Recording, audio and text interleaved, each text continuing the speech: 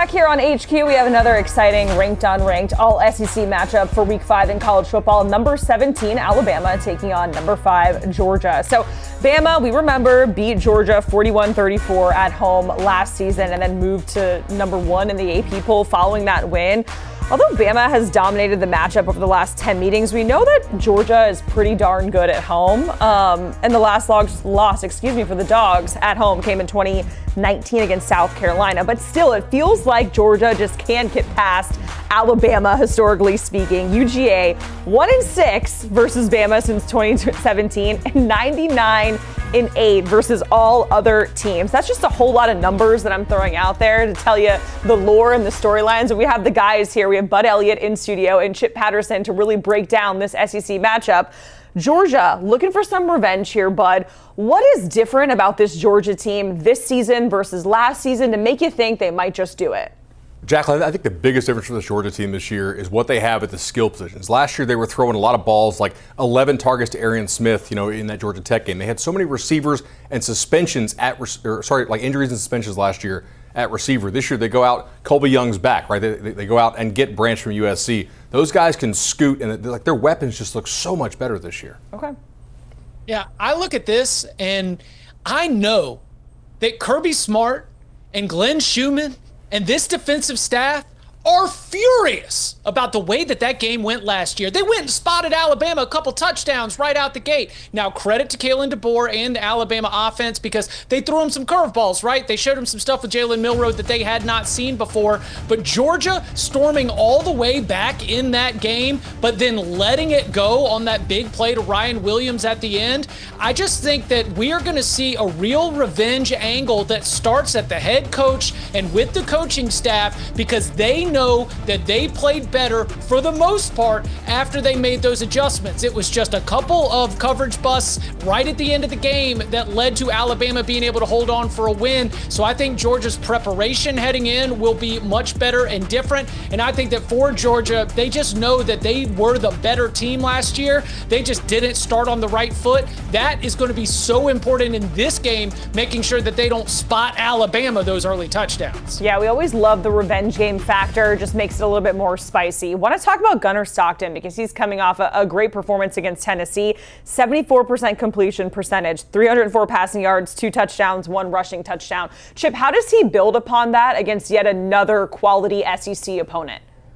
To me, it's about confidence because Kirby Smart told us that he needed to see from Gunnar Stockton his quarterback translate what he was showing during the weekend practice to getting it done on game days. And look, we can talk about how they were the Georgia Possums and not the Georgia Bulldogs with the way they weren't showing anything offensively in those opening games. But we really got to see the playbook open up. And Bud mentioned those new additions at wide receiver are just so important to being able to stretch the field vertically. It opens up the run game, makes everything better. But Gunnar Stockton's confidence, Gunnar Stockton making those tough throws on 4th down with the game on the line. You can really start to see that this quarterback, as he continues to build that experience in quality games, now he's really starting to step up. I really think that this is a player who played his best game as a Georgia Bulldog on the road against Tennessee. Now, if he can just continue to back it up, we're going to start talking about Gunnar Stockton in some conversations that I don't know if everybody was ready for when he was a backup quarterback to Carson Beck. Chip, to build on that, if you look at who Alabama lost to last year, right, it was all mobile quarterbacks. Even the game they lost to Oklahoma, they ran the heck out of Jackson Arnold. They lost to Diego Pavia, mobile quarterback. Under Kane Womack, this Alabama defense has not done a good job of gap integrity when they have to honor the quarterback in the run game. And I'm not saying Gunnar Stockton's an amazing athlete, but certainly he's a much better athlete than Carson Beck was. And so I'm going to watch, and also like the opening loss in Tallahassee. Bama's run fits were a mess. If I'm Georgia, I'm seeing that. I'm going to make Bama prove they can actually fit the run when they have to honor the quarterback. So I would expect a lot of Gunnar Stockton until Alabama proves they can actually fit this. Let's go to the Bama side of things. I want to go back to that loss against FSU because I remember watching that game thinking, oh my God, Ty Simpson, is he the guy, right? I think a lot of us had that thought and that feeling. Since then, it feels like he's really turned a new leaf and it's been a different quarterback. So, but how does he kind of continue on that upwards trajectory here? So I think there was both encouraging and discouraging against Florida State. Okay. That's a hard first start to make on the road. On the encouraging side, he was making the right reads. Jacqueline. But I think the discouraging side, he was a little bit late to get to those reads. Like you could tell he was throwing it to the right guy. He was just a count late. That's why Florida State had 5 pass breakups in that game. They didn't pick him off, but they batted a lot of balls away. He was just a little bit late with it. Against Wisconsin, which is certainly a decent defense, not a great one, he was on time with it. And I think if you're an Alabama fan, you take heart in that. Hey, maybe he's starting to get it. He's starting to calm down, understand what Kalen DeBoer is scheming up for him in this offense.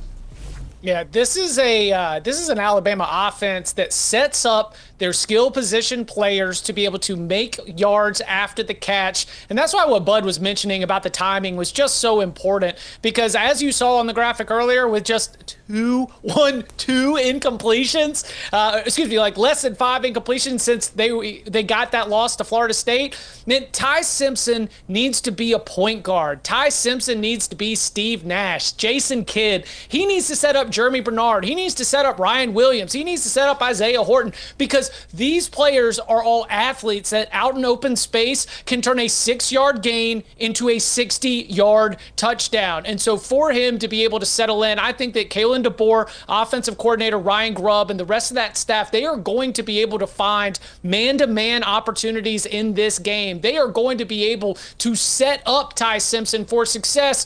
But like Bud mentioned, he's got to be on time with it. You're going to be playing on the road, hostile territory, just like you were in Tallahassee, against a defense that maybe has a few more NFL players, so those windows are small. Just an immense test for Ty Simpson. You have to be encouraged with what you've seen from him since the loss, especially the mentality of just bouncing back from a loss. But ultimately, man, he's going to be the X factor for whether Alabama can win this game. I always love when Chip gives us like a cross-sport reference. It's always one of my favorite Chip Patterson moments. Want to get to Bama's defense because they've only allowed 14 points over the last 2 games, but this is not Wisconsin. It's not ULM. It is Georgia. So how do you, I guess, prepare for that, get your mind right for that, knowing that, hey, yeah, we've let up 14 points in the last 2 games, but this is a whole other animal? I think ultimately it's going to come down to, like, how do they play at the line of scrimmage? If you watch Georgia's front, their offensive line against Tennessee, Jacqueline, they had a lot of problems, especially on that right side. Tennessee has a good D-line, probably pretty comparable to what Alabama has,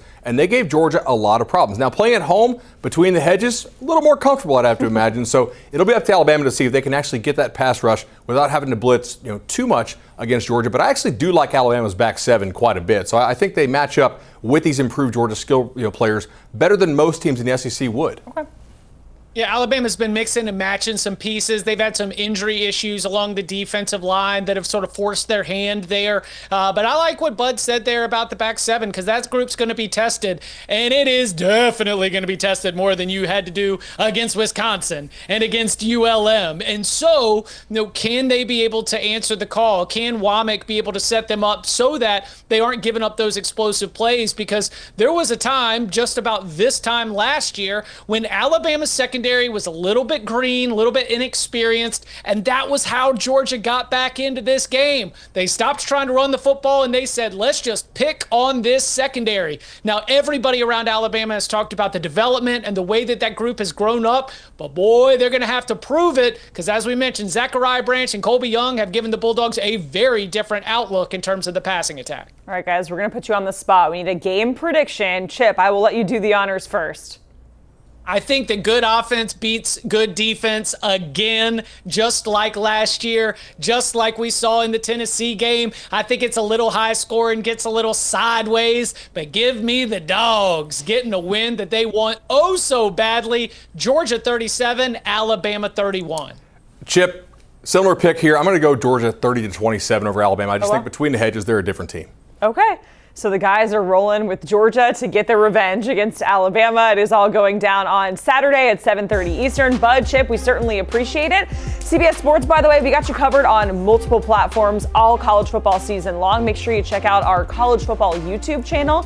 You can subscribe right now by scanning that QR code on your screen. We'll be right back after the break.